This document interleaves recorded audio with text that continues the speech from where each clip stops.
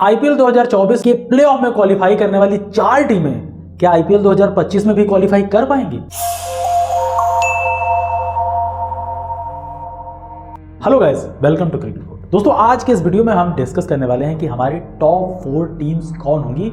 और ये जो सीरीज है, ये लास्ट वीडियो है बोल्ड प्रेडिक्शन का, ये 5वां वीडियो है। हमने इसके पहले 4 वीडियोस इस पूरी की पूरी सीरीज पर बना चुके हैं, ऑरेंज कैप, पर्पल, 6 हिटर और एमवीपीज के बारे में। तो अगर ये लास्ट वाला वीडियो आएगा 4 टीम्स, फिर ये सीरीज यहीं पर खत्म हो जाएगी। फिर नेक्स्ट सीरीज में हम लोग डिस्कस करने वाले हैं। तो सिंपल सा सवाल ये है कि 2024 में ऐसी कौन सी वो 4 टीमें थी जो प्लेऑफ में क्वालिफाई की थी, और 2025 में क्या उनका सिनेरियो बढ़िया बैठ रहा है क्वालिफाई करने के लिए, या कोई और टीमें हो सकती हैं। सबसे पहले 2024 की 4 टीमें देख लेते हैं। केकेआर, एसआरएच, आरआर और आरसीबी। ये 2024 में 4 टीमों ने क्वालिफाई किया था, जिसमें से विनर है वो आपको पता है कि केकेआर है और रनर है वो एसआरएच है।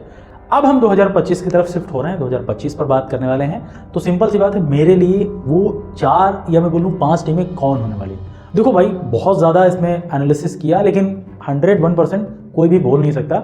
और जो ये 4 टीमें 5 टीमें हम आपको यहाँ बताने वाले हैं, ये सिर्फ हमारी प्रोडिक्शन है, जरूरी नहीं कि ऐसा होने वाला है। बहुत सारे लोग गाली देने लगते हैं, बहुत कुछ बोलने लगते हैं, तो भाई वो आपका ओपिनियन डिफरेंट हो सकता है। सिंपल सा लॉजिक है यार। हमने अपने एनालिसिस के अकॉर्डिंग इन टीमों का चुनाव किया है।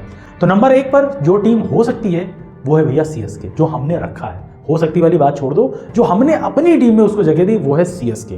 क्योंकि एक इतिहास हम आपको बता दें, सीएसके ऐसी टीम है जो लगातार कंसिस्टेंट क्वालिफाई करती है। अगर पिछले 5 सालों का रिकॉर्ड देखा जाए तो उन्होंने 2019 में क्वालिफाई किया, 2021 में क्वालिफाई किया और 2023 में क्वालिफाई करके चैंपियन भी बनी। तो इसी वजह से वो बहुत ज़्यादा कंसिस्टेंट है। 19 में आए, फिर 20 छोड़ गया, 21, फिर उसके बाद 22 छोड़ गया, 23, और 23 के बाद 24 को क्वालिफाई नहीं कर पाए, यानी 25। सिग्नल साफ है। इसी वजह से हमने सीएसके को इस लिस्ट में रखा है। और सिंपल सी बात, सीएसके स्ट्रांग दिख भी रही है, तो क्वालिफाई करना उनके लिए कोई बहुत बड़ी बात नहीं है।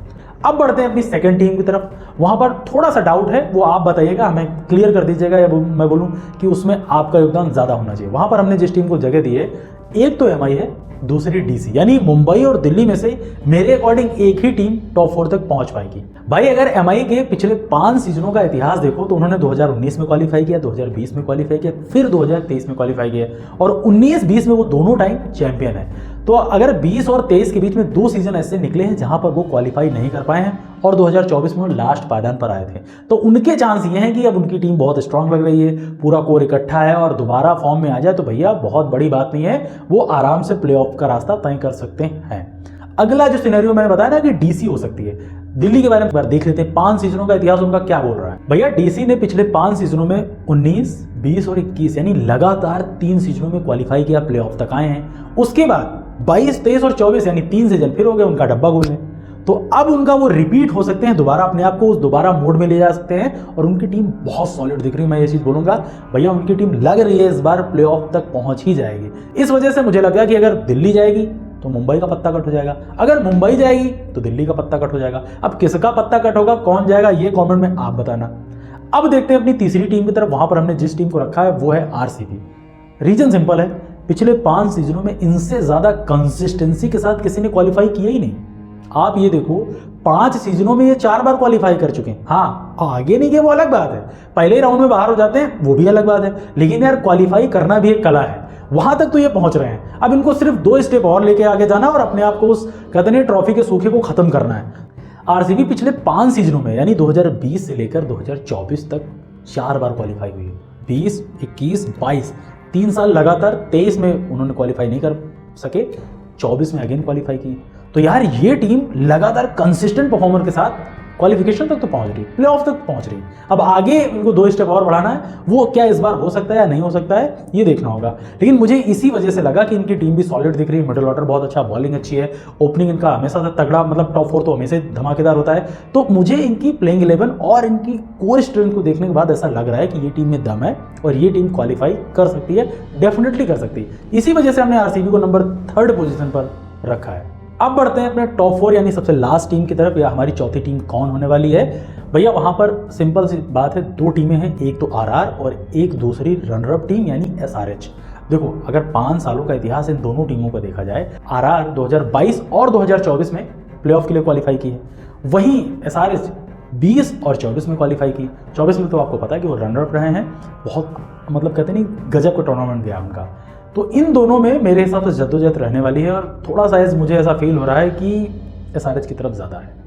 तो ये हो गई हमारी टॉप 5 टीमें, या मैं टॉप 6 बोल दूँ, क्योंकि डीसीएमआई में एक वो ऑप्शनल है और आरआर और एसआरएच में ऑप्शनल है। अब आप लोगों को बताना है कि इनमें से टॉप 4 टीम्स कौन होने वाली हैं जो इस बार आईपीएल 2025 के प्लेऑफ में क्वालिफाई करने वाली है। बाकी अगर आपके मन में कोई डाउट है या आपको लगता है कि भाई हमने किसी टीम के बारे में जिक्र नहीं किया, वो बहुत स्ट्रांग दिख रही है, वो क्वालिफाई हो सकती है, सीधा आप कमेंट कर दो, उसका रिप्लाई भी हम आपको दे देंगे। बाकी अब देख लेते हैं कुछ कमेंट्स। एक यूज़र है, उन्होंने लिखा है कि Sanju Samson and Jaiswal best opening जोड़ी इन आईपीएल 2025। तो भाई ठीक है, क्योंकि जब से संजू ने ओपन करना स्टार्ट किया, खासकर इंटरनेशनल टीम में, इंडियन टीम की बात हो रही है, तो उन्होंने तबाही मचाई हुई है, तो बहुत अच्छा ऑप्शन है। अब आरआर ने उनका रिप्लेसमेंट यानी नंबर 3 के लिए उन्होंने बेस्ट बाई कर ली है नीतीश राणा।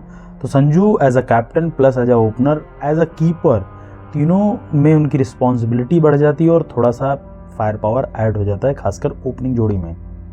अगले यूज़र की तरफ बढ़ते हैं। उन्होंने प्लेइंग 11 बनाई है एलएसजी की।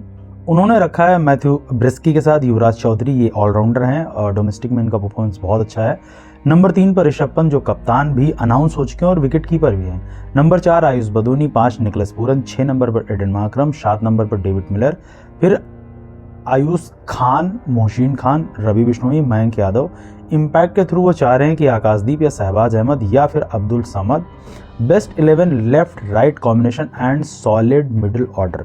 तो भाई इसमें पूरी की पूरी आपकी 11 मेरे हिसाब से सही है। सिर्फ मैं 2 चेंजेस करना चाहूँगा। एक तो एडन मार्करम नंबर 6 के लिए सेटेबल नहीं है।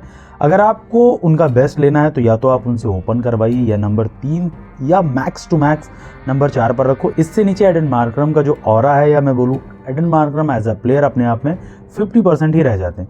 दूसरी बात, आपने नंबर 8 पर आयुष खान, बहुत ज़्यादा मैंने इनको देखा नहीं है, तो वहाँ पर मुझे लगता है कि आयुष खान की जगह पर आप अब्दुल समद या फिर शहबाज अहमद को रेगुलर मौका दे सकते हो, और इम्पैक्ट के थ्रू अगर आपको लाना होगा तो आकाशदीप को आप ला सकते हो। बस इतना सा चेंजेस मुझे करना रहेगा, बाकी कुछ नहीं, फिर भी ठीक है। अगले यूज़र हैं, उन्होंने कमेंट किया है कि bro forgot Buttler had 863 run in 2022 and Gill got 890 run 2023।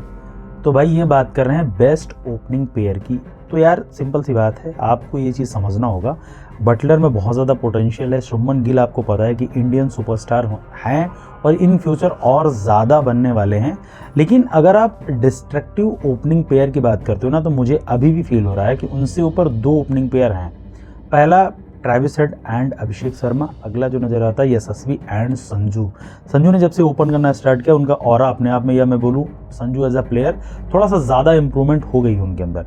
रही बात बटलर और गिल की, तो गिल ने एक बार ऑरेंज कैप अपने नाम किया, बटलर एक बार जीत चुके हैं।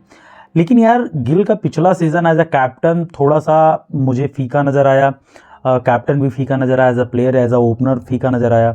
इसी वजह से हमने गिल को इस लिस्ट में शामिल नहीं किया। दूसरी तरफ अगर बटलर की बात की जाए तो बटलर काफ़ी लंबे टाइम से राजस्थान के साथ जुड़े थे, वहाँ पर उन्होंने उन पिचेस को अपने आप में बहुत अच्छा सा एक्वायर किया है, ढाल लिया, तब जाके इतने बड़े प्लेयर बने ना, तब जाके इतनी तबाही मचा रखी है। अब देखना होगा कि जॉस बटलर एक नई फ्रेंचाइजी में आए हुए हैं, वो ग्राउंड उनको कितना सूट करता है, वो फ्रेंचाइजी उनको कितना सूट करती, उसके बाद उनके परफॉर्मेंस पर डिपेंड होना पड़ेगा। मैंने यही चीज़ सेम उनको कमेंट में भी बताया था। तो उनका अगला सवाल आया है कि भैया डिस्ट्रक्टिव अगर फॉर फ्लैट ट्रैक के लिए हेड एंड अभिषेक, और अगर रिलायबल होना है तो for normal and risky track के लिए तो गिल एंड बटलर। तो भाई एकदम सही चीज़ आप बोल रहे हो, फिर भी मैं अभी भी अपने उसी पॉइंट ऑफ व्यू के साथ ट्रेविस एंड अभिषेक के साथ स्टक हूँ। तो भैया ये थे आज के हमारे कुछ कमेंट्स। अगर आपके मन में भी कोई डाउट है, इससे रिलेटेड कोई सवाल है, सीधा जाओ कमेंट में कमेंट कर दो, हम आपको नेक्स्ट वीडियो में उस कमेंट का डिस्कस कर लेंगे विद नेम। बाकी अब आपको क्या करना है, वीडियो को लाइक करना, चैनल को सब्सक्राइब करना और नोटिफिकेशन की घंटी प्रेस जरूर कर देनी है, जिससे आपको टाइम टू टाइम अपडेट मिलता रहे। हम मिलते हैं आपको नए वीडियो के साथ, तब तक के लिए जय हिंद।